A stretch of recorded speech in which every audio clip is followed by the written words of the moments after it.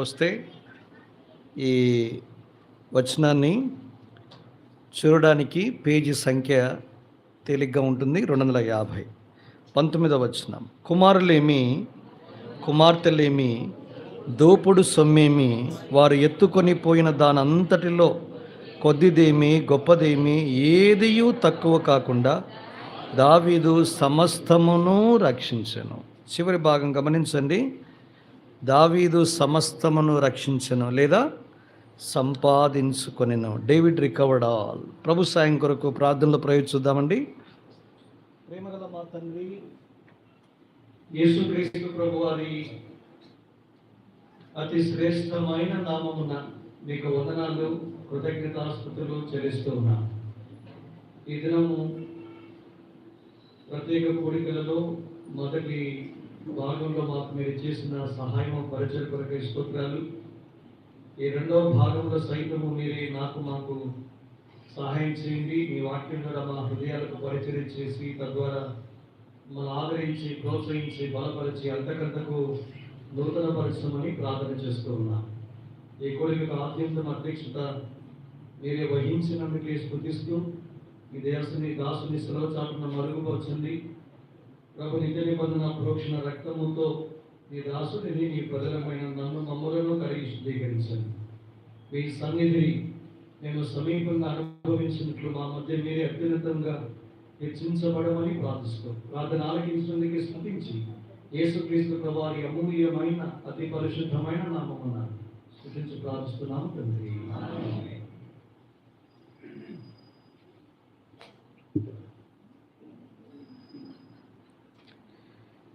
దావీదు జీవితంలో మనం చూడదగిన 5 పేర్లలో ఒక పేరును లేదా ఒక బిరుదును, ఒక స్థానాన్ని మనం ఇప్పటికే చూస్తూ వచ్చాం. కనుక దావీదు మొట్టమొదటిగా షెపర్డ్, గొర్రెల కాపరిగా మనం చూడగలం. ఇది ఆయన జీవితంలో ఒక సామాన్యమైన స్థితి నుంచి ఎలాగూ హెచ్చించబడుతూ వచ్చాడో అది మొదటి స్థానాన్ని లేదా స్థలాన్ని మనము కొన్ని సంగతులు చూసాం.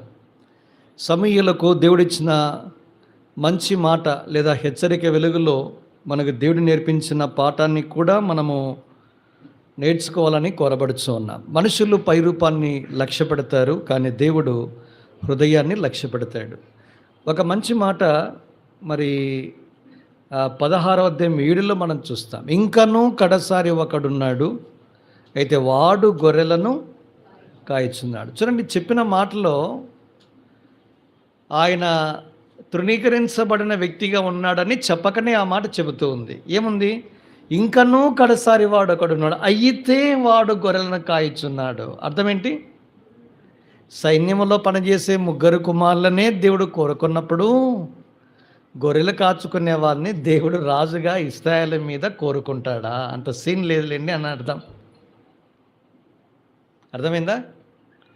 ఇంకనూ కడసారి వాడున్నాడు, చాలా బాగానే ఉంది. అది అయితే వాడు గొర్రెను కాయచున్నాడంటే ఆయన ఎంతగా తృణీకరించబడ్డాడని ఈ మాట మనకు చెప్పకనే చెబుతోంది. నిజంగా ఒక చిన్నవాణ్ణి, బాలుడుగా ఉన్న దావీదును దేవుడు కోరుకోవడం అన్నది గొప్ప విషయం. అందుకే ఈ మాట ఎందుకు బాలుడు అనే మాట అన్నాను అంటే, సమూయేలు సౌలు దావీదుతో ఈ మాట అన్నాడు కనుక నీవు బాలుడవు అన్నాడు. కనుక అలాంటి చిన్నవాణ్ణి దేవుడు కోరుకున్నట్టుగా చూస్తా. కనుక ఈ దినాల్లో కూడా నీకు వయసు పరిమితి లేకుండా నిన్ను కూడా దేవుడు తన కొరకు ఏర్పాటు చేసుకోవాలని ఇష్టపడుతూ ఉన్నాడని దావీదు జీవితం ద్వారా దేవుడు మనకు చెప్పే పాఠం. అది మొదటి తలంపుగా మనం చూసాం. కనుక తృణీకారము లేదా మనుషుల చేత ఎన్నిక లేకపోయినా పర్వాలే, ప్రభు నిన్ను కోరుకుంటున్నాడు. నీకు ఎలాంటి విద్యార్హతలు లేకపోయినా కూడా దేవుడు నిన్ను తన కొరకు ఏర్పరచుకోవాలని కోరుచు ఉన్నాడు. మనకు తెలుసు, లోకము కోరుకునేది, లోకం ఎంచుకునేది, లోకం ఒక మనిషిని ఏర్పరచుకునే పారామీటర్స్ డిఫరెంట్గా ఉంటాయి. లోకం ఎవరిని కోరుకుంటుంది? 1 కొరింథీ 1:27 నుంచి మొదలు పెట్టాడు. చాలా విషయాలు ఉన్నాయి అక్కడ జ్ఞానవంతులను లోకం కోరుకుంటుంది, తర్వాత బలవంతులను కోరుకుంటుంది, ఎన్నికైన వారిని కోరుకుంటుంది, గొప్ప వంశపు వారిని కోరుకుంటుంది, పేరు ప్రఖ్యాతి కలిగిన వారిని కోరుకుంటుంది. కానీ రివర్స్ అంతా దేవుడు. లోకానికి అంత క్రీమ్ కావాలా, దేవునికి మాత్రము చెత్త, తృణీకరించబడిన వారే కావాలి. అందుకే ఎన్నిక లేని వారు, నీచులు, తృణీకరించబడిన వారు, గొప్ప వంశపు కానివారు, అజ్ఞానులు అంటే బుద్ధిహీనులు, ఫూల్స్, బలహీనులు ఎవరికైనా ఉపయోగం అండి? ఏ సంస్థ అయినా, ఏ ఆఫీస్ అయినా, ఏ ఉద్యోగానికి కొలువుకు పిలిచిన వ్యక్తులను ఇలాంటివన్నీ ఎవరన్నా కోరుకుంటుందా? కోరుకోదు. దేవుడు, మనుషులు కోరుకునే పారామీటర్స్ వేరే, దేవుడు కోరుకునే పారామీటర్స్, కొలమానం వేరే. నువ్వు ఎంతగా దీనస్థితిలో, తగ్గింపులో, తృణీకారంలో ఉన్నా నిన్ను దేవుడు తన కొరకు దేవుడు కోరుకోవాలని కోరుకోవడం అన్నది గొప్ప విషయం. ఇలాంటి గొప్ప ఏర్పాట్లోనికి దావీదులాగా నీవు కూడా రావాలన్నదే ఈ మంచి శుభవర్తమానం. అది నువ్వు గొప్ప తీర్మానం చేయవలసిన వాడిగా ఉన్నావు. మొదటి తలంపది. రెండవది, దావీదుకున్న రెండవ పేరును మనం చూస్తాం. 2 సమూయేలు గ్రంథము, నాతో పాటు రండి. ఈ 4 విషయాలు మనం చూస్తాం రెండో కూడికలో. 2 సమూయేలు 23 మొదటి వచనం. దావీదు రచించిన చివరి మాటలు ఇవే. యెషై కుమారుడగు దావీదు పలికిన దేవోక్తి ఇదే. యాకోబు దేవుని చేత అభిషక్తుడై మహాధిపత్యము నొందినవాడును, ఇశ్రాయేలీల స్తోత్ర గీతములను మధుర గానము చేసిన గాయకుడు నాకు దావీదు పలికిన. ఏమి ఇంట్రొడక్షన్ ఇస్తున్నాడు చూడండి దేవుడు. ఒక వ్యక్తిని ఎట్లా పరిచయం చేస్తున్నాడో ఈ మాటలు చెప్తున్నాయి. దావీదు గురించి ఏం పలికినా చూడండి, ఆయన హృదయం ఉప్పొంగడాన్ని చూస్తాం. ఎట్లా పరిచయం చేస్తున్నాడు? దావీదు అంటే ఎవరు అనుకుంటున్నారు అన్నాడు చూడండి. ఎవరంట? నేను చదువుతాను చూడండి. యాకోబు దేవుని చేత అభిషక్తుడై, మొదటిది, మహాధిపత్యము నొందినవాడు, 2, 3, ఇశ్రాయేలీల స్తోత్ర గీతములను మధుర గానము చేసిన గాయకుడు. దేవుడు దావీదును పరిచయం చేసే విధానం చూడండి ఎలా ఉందో. ఏం నేర్చుకోవాలో పాఠము?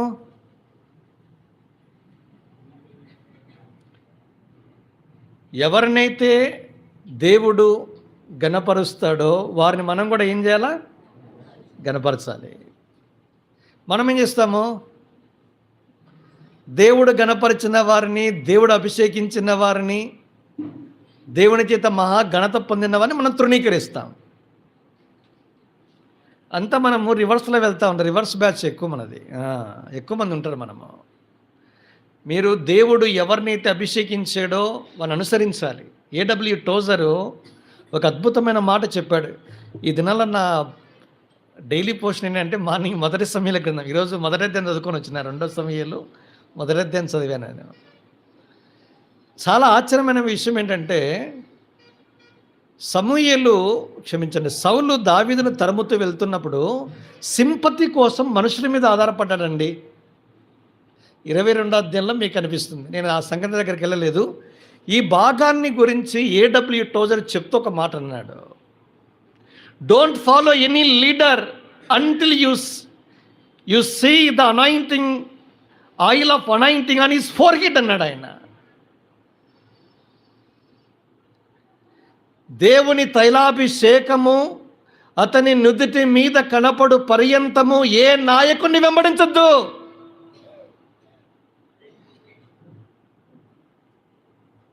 ఎందుకు ఈ మాట అన్నాడు అని నేను చూస్తే అక్కడ రాశాడు. ఒక రాజు సింపతి కోసము, ఏరా దావీదు లాంటి వాడు నన్ను ఓడించి నా రాజ్యాన్ని కైవసం చేసుకోవాలని కోరుకుంటుంటే మీరేం చేస్తున్నారు అని ప్రజల సింపతిని కోరుతూ ఈ మాట అన్నప్పుడు, ఎదోమీయుడగు దోయోగు అనేవాడు ఒకడు ఉన్నాడు. వాడు వెంటనే ఏం చేశాడు? సౌలుకు వంతన పాడి, అయ్యా రాజా, దావీదు అబ్యాతారు ఇంటికి వచ్చినప్పుడు నేను చూశానండి, సముఖపు రొట్టెలు తిన్నాడు. అప్పుడు ఈ ఎదోమీయుడగు దోయిగా ఉన్నాడు అని చెప్పి అతని దగ్గర ఉన్న యాజకులను కత్తివాత అత్యుతతం చేశారండి. అంతకంటే దుర్మార్గం ఏమైనా ఉందండి? దేవుడు అభిషేకించిన వారికి, ప్రవక్తలుగా ఉన్న వారిని ఎవరైనా చంపుతారా? 105వ కీర్తన 14:15 ఒక మాట ఉంటుంది. ఏముంటుంది చూడండి, నీవు అభిషేకించిన, అందరూ చదవాలి ఈ మాటలో, రండి అందరూ చదువుదాం. 105:14-15 చదవండి ఒకరు, లేకుంటే త్వరగా అయిపోతుంది. చదవండి అమ్మా. నేను అభిషేకించిన వారిని ముట్టకూడదనియు నా ప్రవక్తలకు కీడు చేయకూడదని ఆయన ఆజ్ఞను తుంగల తొక్కాడు. ఏం చేశాడు? అభిషేకించే వారిని ముట్టాడు. రెండవది, ప్రవక్తలను యాజకులను చంపించేశాడు. కింద రాస్తాడు, ఆయన రాజులని గద్దించినట్లుగా మనం చూస్తాం. నేను అది మళ్ళీ లెంతీ సబ్జెక్ట్ అవుతుంది కాబట్టి నేను దాని జోలికి వెళ్ళడం లేదు. యెహోవా చేత మహాఘనత. నిజంగా మాటలు చదువుతూ ఉంటేనే నా హృదయం ఇట్లా కూడా వాక్యము దావీదు గురించి దేవుడు ఇంతగా గొప్పగా చెప్పాడు. ఆయన ఇంట్రొడక్షన్ చూడండి, దావీదు ఎవడనుకుంటున్నావు అని చెప్పి 3 విషయాలు చెప్పాడు. నా భాగం ఏంటంటే లాస్ట్ భాగం. అది ఏమన్నాడు? ఇశ్రాయేలీయుల స్తోత్ర గీతములకు మధుర గానము చేసిన, ఇంగ్లీష్లో స్వీట్ సామిస్ట్ ఆఫ్ ఇజ్రాయెల్. ఇశ్రాయేలు మధుర గాయకుడు. ఇది 2వ శ్రేణి అనుభవం. దావీదంటే ఎవరు అనుకుంటున్నారు? మధుర గాయకుడు. ఎన్ని కీర్తనలు రాశాడు? 73 కీర్తనలు ఆయన పేరుతో ఉన్నాయి. దావీదని కీర్తనకు పైగా. 2 కీర్తనలు ఏమున్నాయంటే కొత్త నిబంధనలలో దావీదు పేరుతో రాశారు దైవజనుల ద్వారా, అంటే 75. ఇంకొక దైవజనుడు ఇంకా అడ్వాన్స్ అయ్యి ఏమన్నాడంటే అప్డేట్ అయ్యి, ఈ 75 కీర్తనల వెలుగులో మనము ఇతర కీర్తనలను చూస్తే ఇంకా ఎన్ని ఉన్నాయి? 75లో 150 కదా, 75. అందులో దగ్గరగా 46 కీర్తనలు వేరే వాళ్ళు రాశారు. ఇక మిగతా ఎన్ని ఉన్నాయి? 50 అనుకుందాం, వాళ్ళ కోసం 50 కేటాయిద్దాం. మిగతా ఎన్ని ఉన్నాయి? 75 + 50 125. ఇంకెన్ని ఉన్నాయి? అవి కూడా దావీదు ఖాతాలో వేయండి అన్నాడు ఆయన. 100 కీర్తనలు. ఒక ఆశ్చర్యకరమైన విషయం ఏంటో తెలుసా అండి? 100 కీర్తనలలో 100 కీర్తనలు ఉన్నాం కదా,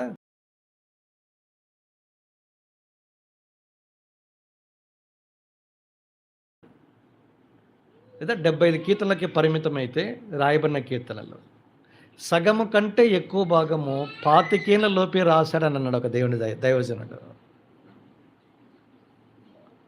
25 అంటే 25, సగం కంటే ఎక్కువ అంటే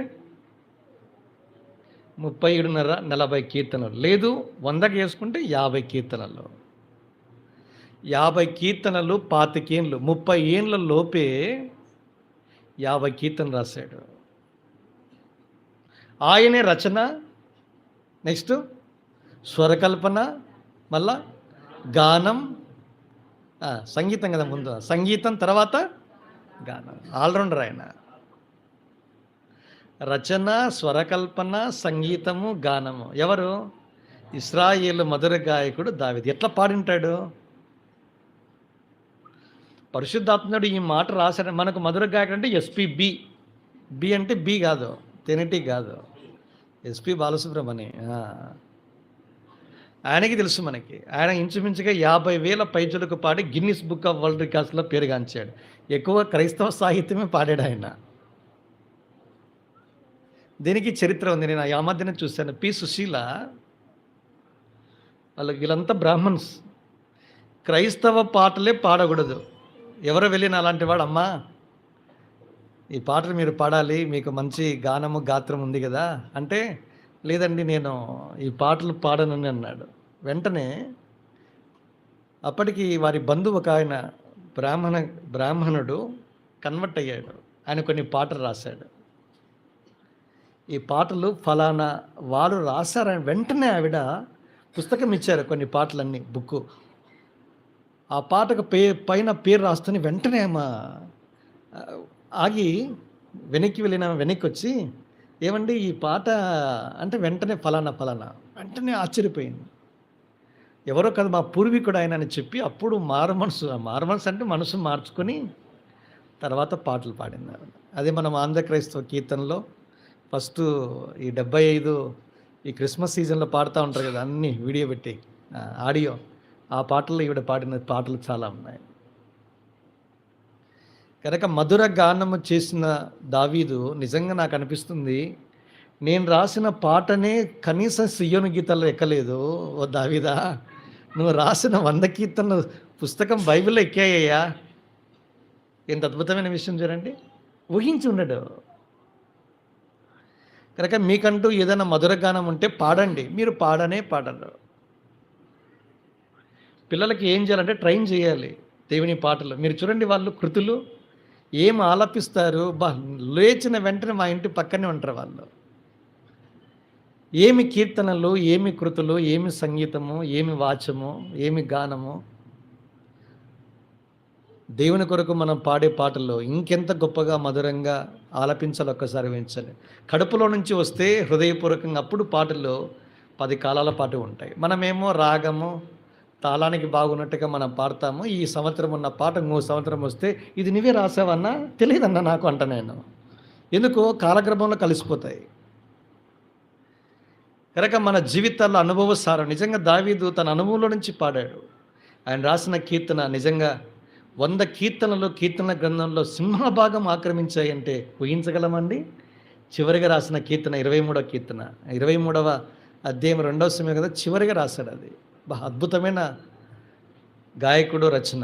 కనుక నీవు నేను ఆయన జీవితంలో ఏవైతే కీర్తనలు రాశాడో అవన్నిటిని మనం ఏం చేస్తున్నాం, ఇది నాన్న చదువుకుంటున్నాము. ఏదైనా మనం పాడుకున్నా లేదా మనం యొక్క జీవితంలో మనకిచ్చినటువంటి అనుభవంలో నుంచి పాడే ప్రతి పాటను కూడా దేవుడు దీవిస్తాడు. హూ కెన్ డిస్పాయ్, ఎవరు చెప్పగలరు? కార్యములు అల్పములైన కాలమును తృణీకరించిన వాడెవడో. హోషేలో ఈ మాట ఉంటుంది. We have to despise the beginning of small things అని అంటాం. కనుక దావీదు జీవితంలో రెండవది ఆయన ఇశ్రాయేలు మొదటి గాయకునిగా మనం చూస్తాం. దేవుని కొరకు మనం చేసే ప్రతి ఆరంభము రాను దినాల్లో గొప్పగా దీవించబడుతుంది చెప్పడానికి దావీదు ఒక మంచి ఉదాహరణ. ఇదేంది లేదన్నా, ఇది చిన్నది కాదులేని ఎప్పుడు ఊహించదని దేవుడు మీ నోట నుంచి ఆ పాట కావచ్చు, గానం కావచ్చు, దేవుడు దాన్ని దీవించమనిగా మనం చూస్తాం. పాయింట్ నెంబర్ 3, ఇంకా నేను కొంచెం వేగంగా వెళ్తాను. 3వ సంగతి ఏంటి? 2వ సమూయేలు గ్రంథం 5వ అధ్యాయం. 2వ సమూయేలు 5:4.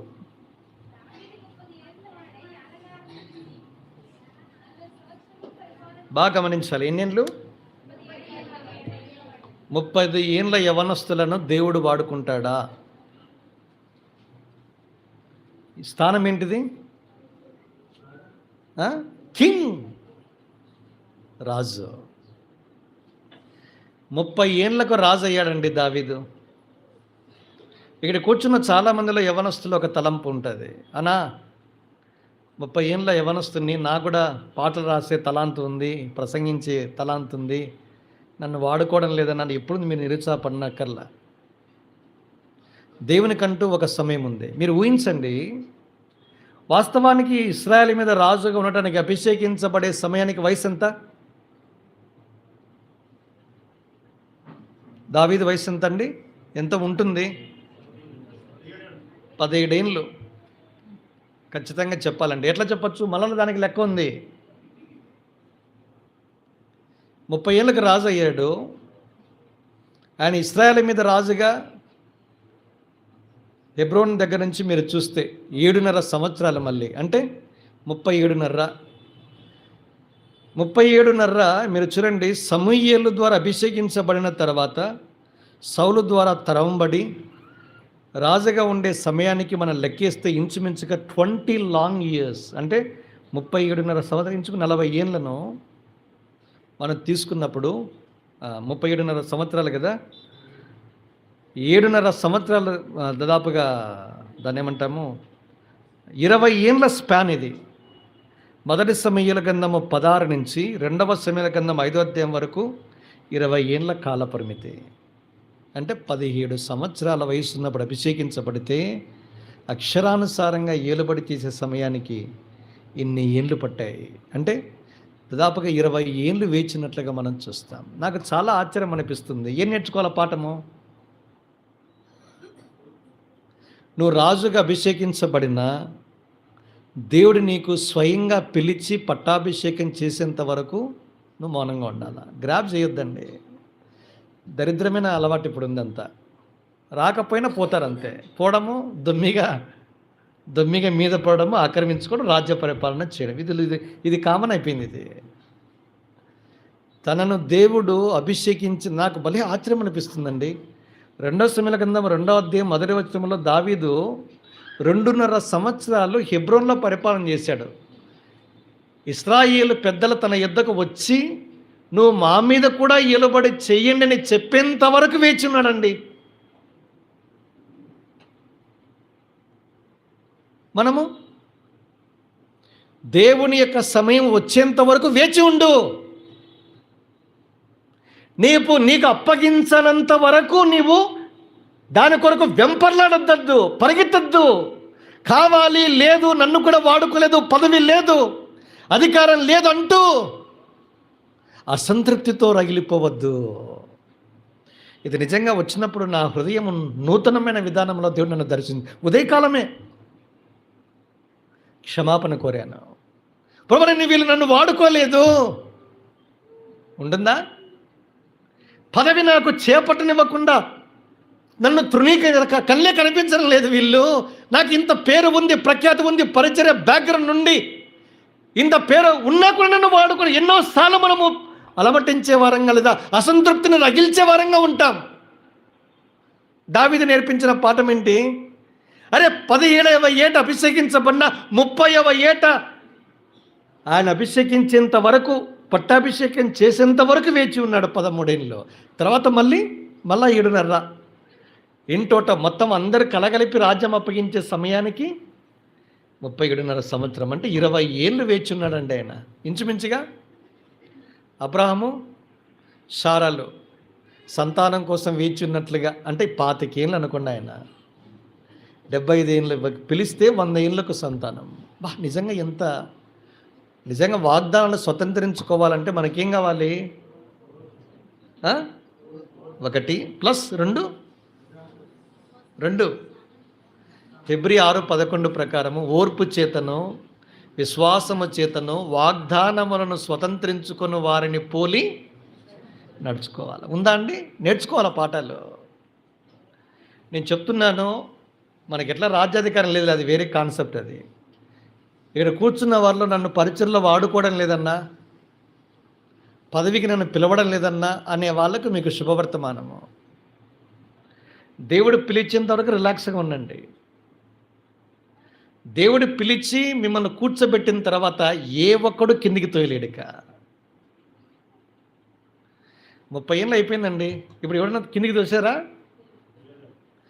దేవుడు నిన్ను ఏర్పరచుకున్న తర్వాత నిన్ను కిందికి లాగాలని ప్రయత్నించిన చివరికి ఒక దైవజనుడు అన్నాడు, లోకము యావత్తు నీకు వ్యతిరేకంగా పని చేసిన ఎవడు నీ అభివృద్ధిని అడ్డుకోలేరన్నాడు ఆయన.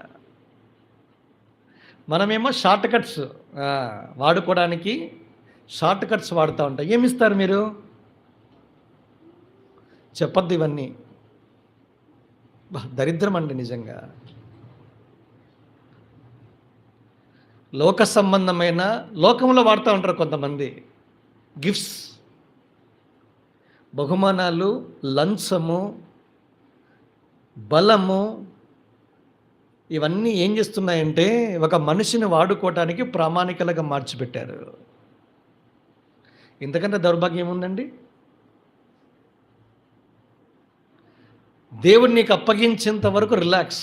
సమూయేలు నాకు భలే గుర్తొస్తాడు ఆయన. ఎందుకంటే సమూయేలే కదా దావీదుని అభిషేకించింది. సమూయేలు దగ్గరికి వెళ్ళండి మీరు. వాడు చిన్న పిల్లవాడిగా ఎంటర్ అయ్యాడండి. అప్పుడు వయసు ఎంత తెలుసా? చరిత్ర ఏం చెప్తుందంటే యూదుల పిల్లలు 3 సంవత్సరాల నుంచి 5 ఏళ్ళ వరకు పాలు తాగుతారంట.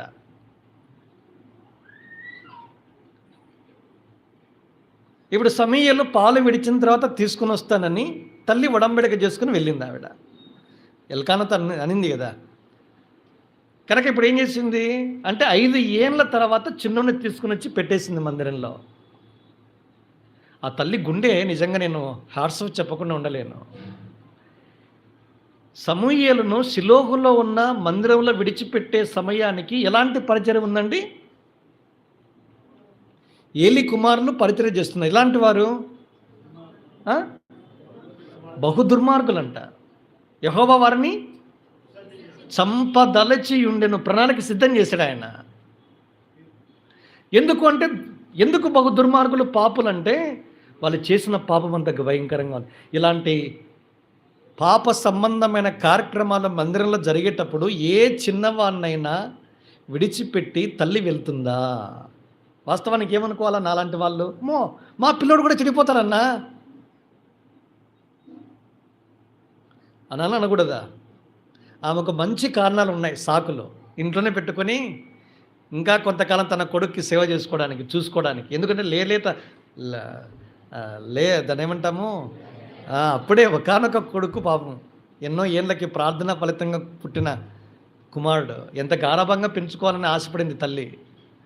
నిజంగా ఆమె గుండె చూడండి, మా కొడుకు కూడా పాడైపోతాడని అనుకోలేదు ఆవిడ, తీసుకుని వచ్చి మందిరంలో పెట్టింది. ఈరోజు కొంతమంది సిస్టర్స్ని అడిగితే, ఏం అక్క మీ పిల్లల్ని సండే స్కూల్ పంపించడం లేదంటే ఏమంటున్నారు? ఇంటర్మీడియట్ వచ్చింది, ఆ అబ్బాయి ఈ అమ్మాయిని, ఈ అబ్బాయి అమ్మాయిని ప్రేమించుకుంటున్నారు, అందుకే ఈ లవ్ అఫేర్స్ లేకుండా ఉండడానికి మేము పంపించడం లేదని అంటున్నారు. యూత్ మీటింగ్ ఎందుకు పంపించడం లేదంటే ఇదే రీజన్ చెప్తున్నారండి. మీకంటే అడ్వాన్స్ ఆ తల్లి ఎవరు? పురాణ హన్నా గారు. అందుకే నేను పరలోకం వెళ్ళిన తర్వాత చెప్పాను చాలాసార్లు, ప్రభు మహాకృప ధారాళమైన ప్రవేశం నాకు ఇస్తే నేను చేసేది నిత్యత్వమంటమైన ఆరాధనే. వీళ్ళంతా కనబడతా ఉంటారు కదా స్టాల్వర్డ్స్, విశ్వాస వీరులు. పోయి అక్క వందనాలు అక్క అన్నాక కొంచెం 30 నిమిషాలు నాకు టైం ఇస్తారా, ఇంటర్వ్యూ చేయాలి మిమ్మల్ని. టీవీ 9 30 minutes, 9:30 to 10 o'clock వరుసపట్టి ఇంటర్వ్యూలు అట్లే. అక్క ఇంత బహు దుర్మార్గులుగా దేవుడే చంపదలచిన వారు, సాక్ష్యమే పాడైపోయినటువంటి వ్యక్తులు సేవ చేస్తున్నప్పుడు, పరిచయం చేస్తున్నప్పుడు, సేవకులుగా ఉన్నప్పుడు ఎలా పంపించావు? ఆవిడ చెప్పగానే చెప్పింది ఒక జవాబు. ఏం చెప్పింది? ఆమె చేసిన ప్రార్థనలో ఒక ప్రార్థన, ఒక మాట. ఏం ప్రార్థన చేసింది? ఒక మాట చేసింది, ఒక పదం వాడి దేవునికి ఒక పేరు పెట్టిందండి ఆవిడ.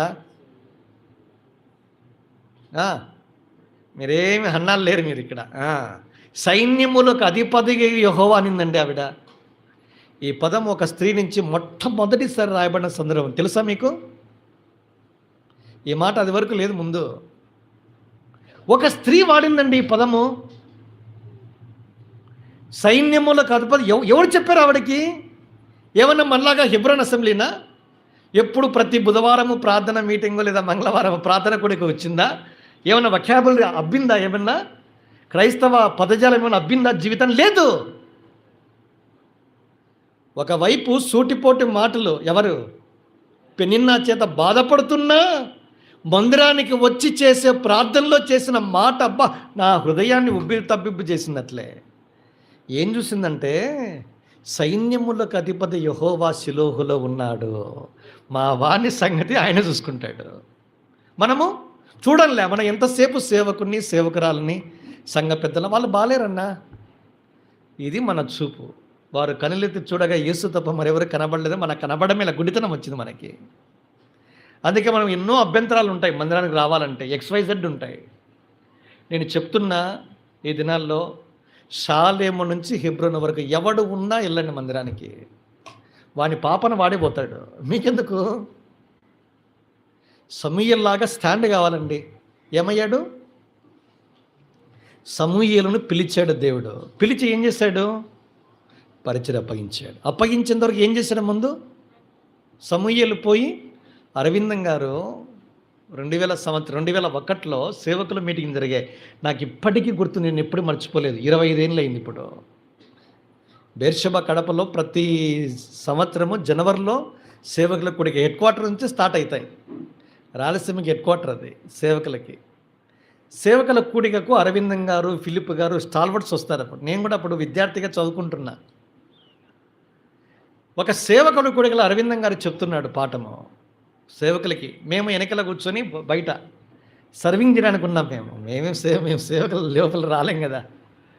ఆయన చెప్తూ ఒక మాట అన్నాడు. సమూయేలుని పిలిచినప్పుడు సేలి దగ్గరకు వచ్చాడు. చిత్తమండి అన్నాడు. ఏలి అన్నాడు, నేను పిలవలేదే అన్నాడు. 3వసారి ఒక మంచి సలహా ఇచ్చాడు ఆయన.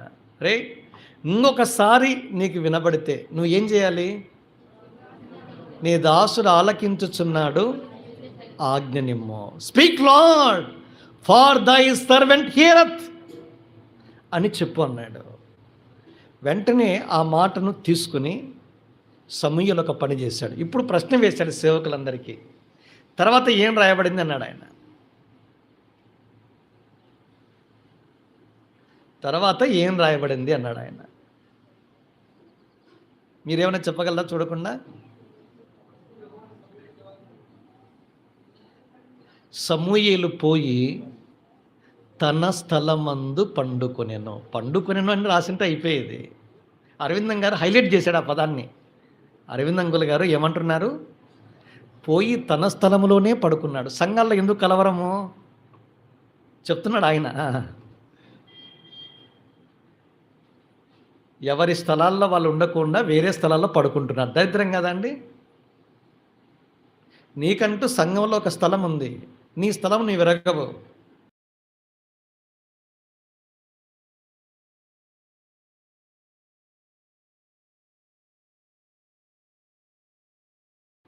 నీ స్థలం ఎరగకపోగా పోయి వేరే వాళ్ళ స్థలాల్లో పడుకుంటారు. మీరు పడుకోవడం అంటే వాళ్ళ పరిచర్యను చూసి ఈర్ష్యపడతారు, వాళ్ళ పరిచర్లో వెళ్ళి కలవర పెడతారు, బాధ పెడతారు, రకరకాల న్యూసెన్స్ చేస్తారు. దానివల్ల ఏముంది?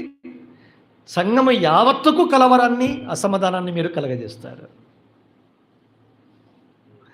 ఎవరి స్థలాల్లో వారు పడుకుంటే కలిగే ప్రయోజనం ఏంటి అన్నాడు ఆయన. మళ్ళా ప్రశ్న అంటే ప్రశ్నల పరంపర మీరు వినే ఉంటారు. అరవిందం గారు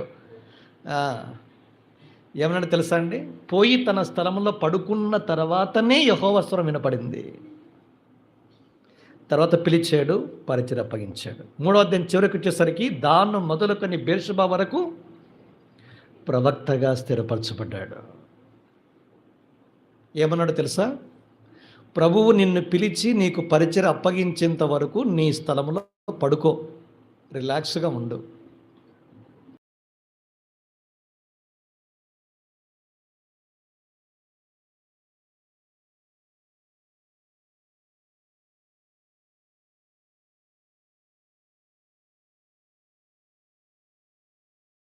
దావీదంతే. ఇశ్రాయేలు ప్రజలు తన యొద్దకు వచ్చి అడిగేంత వరకు హెబ్రోన్లో ఉన్నాడు. హెబ్రోన్ అంటే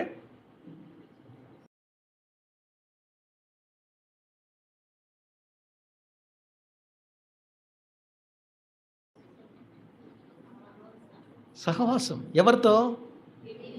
ఇంకా నేను చిన్న చిన్న విషయాల ప్రశ్న వినడం రాలేదు హెబ్రోన్ నుంచి. అప్డేట్ కావాలి మీరు. ఇంకా తండ్రి అయిన దేవునితో సహవాసము. 2 కొరింథీ 1:9 కుమారునితో సహవాసం. ముచ్చటగా 3వది ఆయన దగ్గర ఫిలిప్పీ పత్రిక 2వ అధ్యాయం 1వ వచనం. ఆత్మ యందు ఏ సహవాసమైనను నీవు నేను తండ్రితో కుమారునితో పరిశుద్ధాత్మ దేవునితో సహవాసంలో ఉంటే అప్పుడు దేవుని సేవకులు నిన్ను పిలిచి రారా నాయన నువ్వు పరిచర్య చేద్దురా, పాడుదురా, ప్లే చేద్దురా, సువార్తలో లీడ్ చేద్దురా అని అడుగుతారు. మనము అసలు దేవునితోనే సహవాసం ఎంతమంది గడుపుతున్నారు? మీరు ఎంతమంది క్వాలిటేటివ్ టైం కలిగి ఉన్నారు చెప్పండి? ప్రభుత్వం మీకు మంచి అనుబంధం, సమయం ఎంత గడుపుతున్నారు మీరు? ఏ క్వాలిటీ టైం లేదు. 15 నిమిషాలండి నేను చెప్తున్నాను. ఇది ఓపెన్ సవాల్. ఇది శాలేములో మాత్రమే కాదు వర్తమానం, ఇది పబ్లిక్గా ఇంటర్నేషనల్ వైడ్ వెళ్తుంది వర్తమానం. ఇది నేను ఇంటర్నేషనల్ ప్లాట్ఫామ్ నిలబడి వాక్యం చెప్తున్నాననే చెప్తున్నా. నేను ఈ దినము ఉదయకాలమున లేచి, ఇప్పుడే కాదు మామూలుగా ఈరోజు మీటింగ్ కాబట్టి అది వేరే, 15 నిమిషాల ప్యూర్ వర్షిప్, బైబిల్ దగ్గరికి రాకుండా, బైబిల్ ముందే ఉంటుంది, బైబిల్ చదవటానికంటే ముందు 15 నిమిషాల ఆరాధన, ప్రార్థన కాదు, ఆరాధించి 15 నిమిషాల తర్వాత వాక్యం దగ్గర 15 నిమిషాలు చదివి తర్వాత ప్రార్థన చేసి ముగించే అరగంట, కేవలం అరగంట మాత్రమే క్వాలిటీ టైం ఉదయకాలమున గడిపే విశ్వాసులు ఎవరైనా ఉన్నారో చేతులు ఎత్తండి అని అన్నాను నేను. ఏముంది మీకు సహవాసము? ఏ సహవాసములో మీరు సంతృప్తిగా లేనప్పుడు ఎందుకు దేవుడు మీ యొద్దకు వచ్చి తన స్వరముతో పిలిచి మీకు పరిచయం అప్పగించాలి? హెబ్రోనులో దావీదు ప్రభు సన్నిధానవర్తనుడై తొందర ఏమీ లేకగా ప్రభు సన్నిధిలో ఉన్నాడు. అందుకే పిలిచారు, వారే వచ్చారు, రాయబారం పంపలేదు. నేను కూడా ఉన్నా, నన్ను కూడా వాడుకో. ఎందుకిదంతా చిట్టీలో? నా జీవితంలో చేసింది అదేనండి. ఈ మధ్య నాలో కొంచెం అసంతృప్తి వచ్చింది. అందుకే నాకు పాఠాలు, దావీదు ద్వారా నాకు పాఠాలు. ముందు నేను రిఫ్రెష్ అయ్యాను. నీకుంది కదా అసంతృప్తి అన్నాను. నన్ను ఉంది.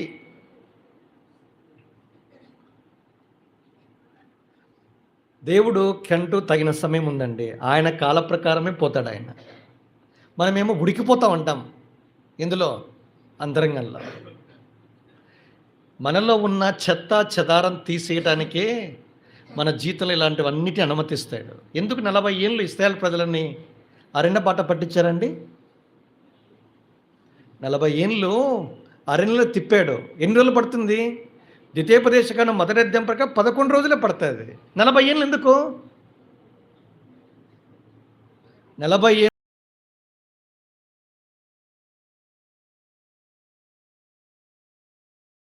ఏళ్ళు ఎందుకు? ద్వితీయోపదేశకాండం 8వ అధ్యాయం 2లో జవాబు ఉంది. ఏముంది జవాబు? నిన్ను అనుచు నిమిత్తము, 2 నీ హృదయములో ఉన్నది ఏదో దాన్ని తెలుసుకుని నిమిత్తము, 3 నేను ఇచ్చిన ఆజ్ఞలను గైకుంటావో లేదో తెలుసుకుని నిమిత్తము. 40 ఏళ్ళు తిప్పాడండి. అందులో నా భాగం మిగతా 2 తీసేస్తాను. నీ హృదయంలో ఉన్నది ఏదో అది తెలియడానికే 40 ఏళ్ళు. ఆత్మీయంగా మన జీవితాన్ని చూసుకోండి. నేను 30 ఏళ్ళు. ఎందుకు 30 ఏళ్ళు?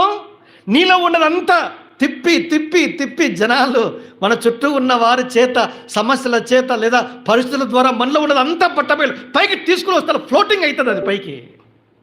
ఎప్పుడైతే దేవుడు నీలో ఉన్న దాన్ని అంతరంగంలో దాచిన చేదు ప్రభు నీకు చూపిస్తాడో అది పైకి వస్తుంది. అప్పుడు నీవు ప్రభువా ఉంది నాలో. ఏం చేస్తాడు?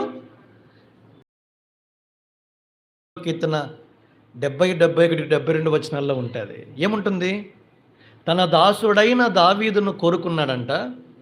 గొర్రెల దొడ్లలో నుండి అతన్ని కోరుకున్న వాడిని ఏం చేస్తాడు? పిలుస్తాడు. పిలిచాడంట. మళ్ళీ ఏం చేస్తాడు? తన ప్రజలైన యాకోబు, తన స్వాస్థ్యమైన ఇశ్రాయేలును, ఆ ప్రజలను మేపటానికి ఏం చేశాడైనా?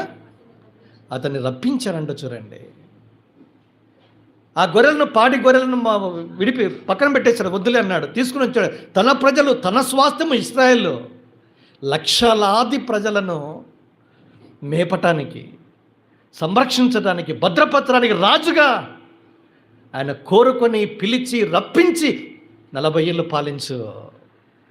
ఎట్లా పాలించాడు? యథార్థ హృదయుడై పాలించాడు. కార్యముల యందు నేర్పరయ్యే వారిని నడిపించాడు.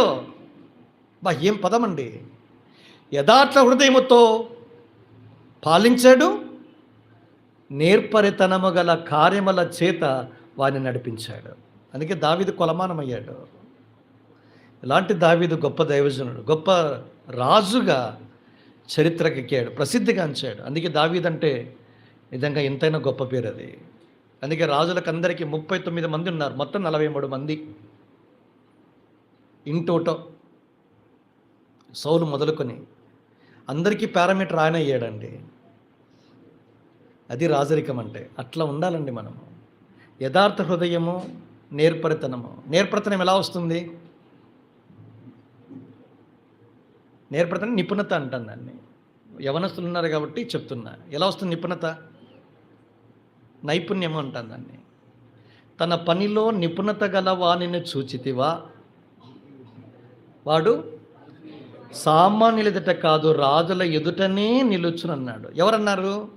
సొలొమోను అన్నారు. ఎవరి గురించి అన్నారు తెలుసా? వాళ్ళ నాన్న గురించే. కార్యం నేర్పరితనం అంటే నైపుణ్యము.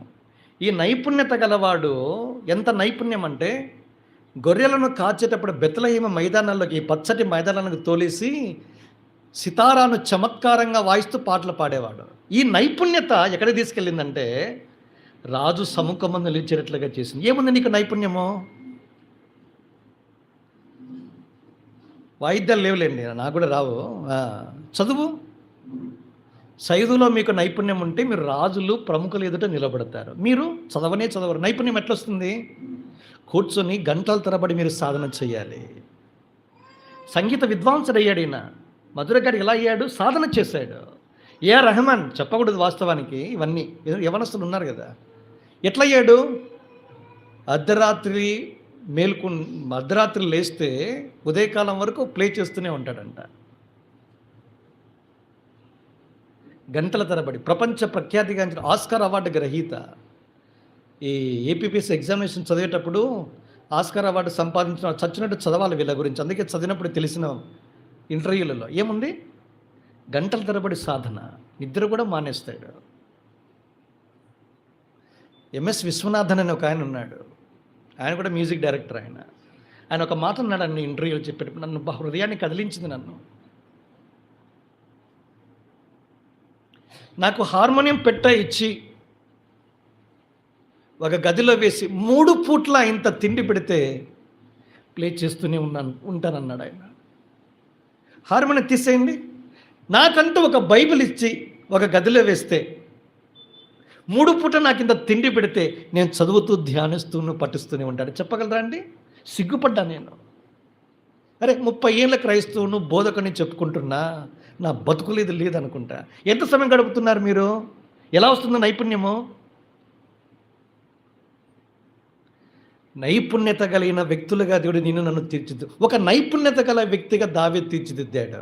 ఒక మోషే ఐగుప్తు యొక్క సకల విద్యల యందును ప్రావీణ్యము అంటే నైపుణ్యము సంపాదించాడు. ఒక ఎజ్రా శాస్త్రి, ఎజ్రా గ్రంథం 7వ అధ్యాయంలో ఏం రాయబడింది? ఈ ఎజ్రా 7వ అధ్యాయం 5లో ఉంటుంది. ఇశ్రాయేలు దేవుడైన యెహోవా అనుగ్రహించిన ధర్మశాస్త్రము యందు ప్రావీణ్యము గల శాస్త్రి. ఏంటి ప్రావీణ్యం అంటే? ఈ శాస్త్రి అంటే ధర్మశాస్త్రములో ప్రావీణ్యం కలిగిన వాడు. అంటే అర్థం ఏంటి? స్టడీ బైబిల్ తీసుకోవాలి మీరు. మనకేం తెలియదు, మనమేం నేర్చుకుంటాం, మనమేం బైబిల్ పండితులమా అండి? వేదాంత కళాశాల చదవలేదు. మీకు తెలుగులో చాలా అధ్యయన గ్రంథాలు వచ్చాయి, ఇంగ్లీష్లో చాలా లిటరేచర్ ఉంది. కాపర్లకి లేదా సేవ చేయాలనుకున్న వాళ్ళకి, నాకు అంత చదువులేదన్నా, నాకు తెలుగు తప్ప ఏది లేదంటే, ఇప్పుడు క్రైస్తవ తెలుగు సాహిత్యం ఇంత ఉంది, చదివే వాళ్ళు లేరు ఇప్పుడు. ఏంట్రా అని దాని అర్థం అంటే తొంగి చూశాను. ఇది 20 ఏళ్ల క్రితం చూస్తే ఏముందని తీసి చూస్తే, ఈ ఎజ్రా ధర్మశాస్త్రం అంటే 5 పుస్తకాలు. 5 పుస్తకాలను ఆదికాండం 1:1 నుంచి ద్వితీయోపదేశకాండము 34 చివరి వచనం వరకు చూడకుండా చెప్తాడంట ఆయన. ఏం చేస్తాడు? మనకు పట్టుమని 5 వచనాలు రావు మనకు. మళ్ళీ సువార్తలు నాకు కూడా ఇవ్వలేదన్నా అంట మనము. ఎట్లా వస్తుంది నీకు? అర్థమైందా మీకు? ఎజ్రా నోరు తెరిస్తే చూడకుండా వల్లిస్తారంటండి. అందుకే ఆయన గురించి పరిశుద్ధాత్మ దేవుడు ఇంట్రడక్షన్ చేశాడు ఆయన గురించి. ఎవర్రా ఈయన అంటే ప్రావీణ్యము గల శాస్త్రి. ఇంకొకడు ఉన్నాడు 18:24 అపోస్తల కార్యంలో. అలెగ్జాంద్రియా వాడు యూదుడు, అపోల్లో పేరు. ఆయన కొరింథీ పట్టణానికి వచ్చాడు. అతని గురించి ఏం రాశాడు దేవుడు? ఇంట్రడక్షన్ చూడండి. అతను ఎవర్రా అంటే దేవుడు పరిశుద్ధాత్ముడు ఏం పరిచయం చేస్తున్నాడు? విద్వాంసుడు. 2 లేఖముల యందు ప్రావీణ్యము కలిగిన వాడు, mighty in scriptures. English sound ఎక్కువ ఉంటుంది. విద్వాంసుడు అంటే స్కాలర్. 2 లేఖనముల యందు ప్రావీణ్యం అంటే మైటీ ఇన్ స్క్రిప్చర్స్. అందుకే పౌలు తర్వాత అపోల్లో, ఆయనేమో విత్తుతాడు, ఈయన నీరు కడతాడు, నీళ్లు పోస్తాడు. అందుకే రాశాడు, పౌలేమో విత్తాడు, అపోల్లోనేమో నీరు పోసాడు. కానీ వృద్ధి కలగజేసిన వాడు ఎవరు తక్కువ లేదు, ఎవరు ఎక్కువ లేదని అర్థం. అది ఎవరి పరిచర్య వారిది. మనం సంతోషించాలి వేరే వాళ్ళు చేసే పరిచర్య. అది మనకెందుకో లేదు, దౌర్భాగ్యం మనకి. అపోస్తలుడైన పౌలు చేసిన పరిచర్య చేసిన తర్వాత ఈ బర్నబా వెళ్ళాడు. తను వెళ్ళే సమయానికి ఇంత అభివృద్ధి చూసినప్పుడు అతను ఆ కృప చూసి సంతోషించారంట. మనకెందుకు లేదు? మనకు లేదు ఆ గుండె. చెడ్డలమండి మనం. నిజంగా నాకు ఎప్పుడు అనిపిస్తుంది, నేను చెడ్డవాన్ని, నేను ఎప్పుడు మంచివని అనుకోను నేను. మన హృదయము ఎంత భయంకరమో నిజంగా, ఎంత అసూయనో, ఎంత రాగద్వేషాలతో మండిపోతుందో. ఇది ప్రావీణ్యం అంటే. కనుక రాజు ఎంత ప్రావీణ్యతతో చూడండి, యథార్థ హృదయము స్కిల్ఫుల్ అంటే heart of integrity and skilfulness of hands requires. రెండు చాలా ప్రాముఖ్యము. దేవుని ప్రజలను పాలించాలన్నా, మేపాలన్నా, నడిపించాలంటే యథార్థ సిన్సియర్ హార్ట్ ఈజ్ మస్ట్, చాలా ప్రాముఖ్యం. 2 నైపుణ్యత గల హస్తాలు. అందుకే మీరు చూడండి, పౌలు తిమోతికి రాస్తూ ఒక మాట అన్నాడు, అయ్యా నేను వెళ్ళిపోతాను, నేను నీకు అప్పగించాను బోధ, నువ్వేం చేయాలి? 2 తిమోతి 2:1-2 ప్రకారము 2లో కృపచేత బలవంతుడు ఒకము, 2లో అన్నాడు నమ్మకమైన వారు అంటే యథార్థ హృదయము, తర్వాత సామర్థ్యము గల పనివారు అంటే స్కిల్ఫుల్నెస్ ఆఫ్ హ్యాండ్, అలాంటి వారికి అప్పగించు. సంఘాలు 10 కాలాల పాటు సుభిక్షంగా ఉంటాయి. కనుక దావీదు జీవితంలో ఇది 3వ గుణం. ఏంటది? మొదటి స్టేజ్ ఏంటి? మొదటిది కాపరి, వెరీ గుడ్. 2 మధుర గాయకుడు, 2 సమూయేలు 23 మొదటిది. 3 రాజు, 4, 5 2 చెప్పేసి ముగించేస్తాను. అటు ఇటుగా 5-10 నిమిషాలు. ఎగ్జాస్ట్ అయిపోయారు, మెమరీ రావడం లే మీకు. రండి, అపోస్తలుల కార్యములు 2వ అధ్యాయం 29-30 వచనాలు.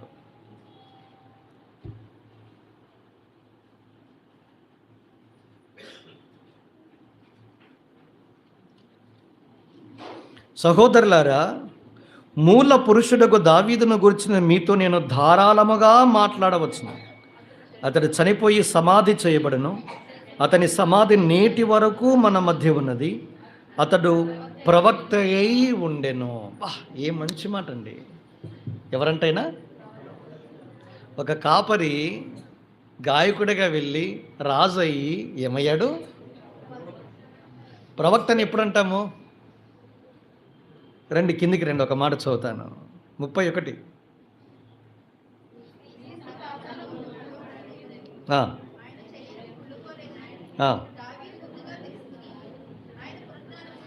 ముందుగా తెలుసుకొని ప్రవచించేవారే ప్రవక్తలు. దావీదు ఎవరిని గురించి ప్రవచించాడు? ఎక్కడుంది మాట? కీర్తన 16:10లో ఉంది. ఆయన ఏముంది అక్కడ? నీ పరిశుద్ధిని 2వ లైన్లో కుళ్ళు పట్టనీయవు అంటే ఏమవుతాడు? తిరిగి పైకి వస్తాడు. పాతాళములో బంధించవు, నీ పరిశుద్ధిని కుళ్ళు పట్టనీయవు. తర్వాత పునరుద్ధానము. దావీదు జీవితంలో మీరు చూడండి, ఆయన మరణాన్ని చెప్పాడు, భూస్థాపన చెప్పాడు, 3వది పునరుద్ధానాన్ని కూడా ప్రవచించాడు. అంతే ప్రవక్త. దావీదుకున్న గొప్పతనం చూడండి. నిజంగా దేవుడు దావీదును ఇంతగా అభిషేకించాడు. ఇది నన్న ప్రవక్తలు ఎవరు? ఒక విశ్వాసికి చాలా పేర్లు ఉన్నాయండి. అందులో విశ్వాసి ఒక పేరు ఏంటో తెలుసా? ప్రవక్త. ఏందన్నా అంత పెద్ద మాట అంటున్నారు అంటాం, ఎందుకంటే మనకు సరిపోదు, మ్యాచ్ కాదు అది. ఎందుకు మనం చూసుకున్నప్పుడు మన లోపాలని మనలో, కానీ క్రీస్తులో మన స్థానం అదే. మనము రాజులము, మనము యాజకులం. ఎలాగో మనం ప్రవక్తలు కూడా. ప్రకటన 19:10 చూడండి ఆ మాట, అందరూ చదవాలా. ఒక క్రైస్తవునికున్న జన్మ హక్కులు అంటాం వీటిని, ఎప్పుడు మర్చిపోవద్దండి మాట. రండి, ప్రకటన 19:10 వచనం.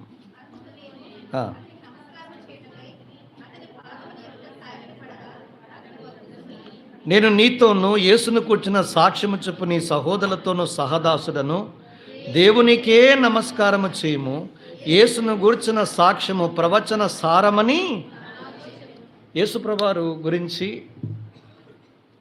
పైకి ఎక్కి రమ్మన్నాడు, 4వ అధ్యాయంలో వెళ్ళాడు, మొత్తం చూస్తున్నాడు. 19వ అధ్యాయంలో గొర్రెపిల్ల పెళ్లి విందుకు పిలువబడిన వారు ధన్యులని ఎప్పుడైతే చెప్పాడో వెంటనే స్పెల్ బౌండ్ అయ్యాడు. అట్లే మనవాడు ఎవరు? యోహానయ్య.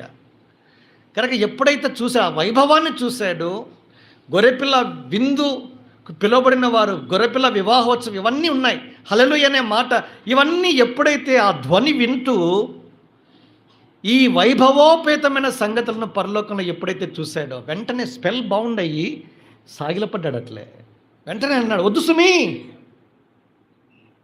దయచేసి నాకు నమస్కారం చేయొద్దు. నేను ఎవరిని?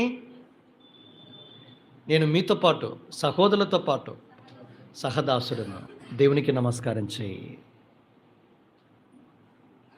దేవదూత ఆరాధన లేదు. ఎవరంటే మహా బలవంతుడైన దూత 18వ అధ్యాయం మొదటి వచనంలో ఆ మాట ఉంది. ఆ దూత చెప్పే సంగతులు, చూపించిన సంగతులు చూసి ఆశ్చర్యపోయి సాగిలపడ్డాడు. దేవునికే నమస్కారం చెయ్యి. ఎవరైనా చెప్తారండి ఈ మాటలు? నేను 2 తలంపులు చెప్తున్నా. భక్సింగ్ గారి దగ్గరికి వచ్చేవారు కాళ్ళ మీద పడేవారు. అన్యులు చాలామంది ఇసిరి కొట్టమని చెప్పేవాడు ఆయన. ఇసిరి కొట్టమని అంటే లాగి పడేసేవాళ్ళు. ఆయనకి ఏంటంటే భయము, ఏ ఘనత కానీ మహిమ కానీ దేవునికి మాత్రమే ఆరోపించాలి. ఏ మనుషుడు యోగ్యుడు కాదు, చివరికి నేను కూడా అని. ఆయన ఎంత కోపం అంటే, దేవునికి చెందవలసిన మహిమను నాకు ఇస్తారా? వద్దు, తీయండి. పాదాల దగ్గర పడేసేదానికి పడవేయబడ్డానికి వచ్చేవారిని ఈడ్చేసేవాళ్ళు. ఇంకొక సందర్భం చెప్తాను. డేనియల్ స్మిత్ అనే రచయిత, దైవజనుడు భక్సింగ్ గారి గురించి ఒక పుస్తకం రాశారు. బ్రదర్ భక్సింగ్, ప్రాఫిట్ ఆఫ్ ఇండియా పుస్తకం పేరు. భక్సింగ్ గారి దగ్గర తీసుకెళ్ళాడు. అన్నా పుస్తకం చదవండి. తీసుకున్నాడు. పుస్తకం చదివి నెక్స్ట్ పిలిచి అన్నాడు మరుసటి రోజు. ఈ పుస్తకంలో ఎన్నో మార్పులు చేయాలి, నేను బ్రతికున్నంత వరకు పుస్తకాన్ని ముద్రించొద్దండి, బ్యాన్ దిస్ బుక్ అన్నాడు ఆయన.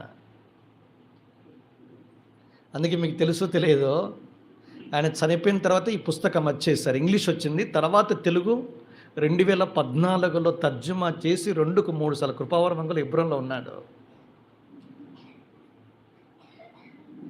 తర్జుమా చేస్తున్నాను. అప్పుడు నేను ప్రూఫ్ రీడింగ్ జరుగుతోంది, నేను కల్లారా ఉన్నాను అక్కడ. చచ్చిపోయిన తర్వాత పబ్లిక్ చేశారు. ఏముంది, ఇది మనుషునికి ఘనత కలిగించడం లేదు, క్షమించండి, దేవునికి కాక మనుషునికి ఘనత కలుగుతూ ఉంది, దీని తల వాడద్దని, లేదా పుస్తకాన్ని పబ్లిష్ చేయొద్దని అన్నాడు. చచ్చిపోయిన తర్వాతనే పబ్లిష్ అయింది. చాలా విషయాలు తీసేశారు.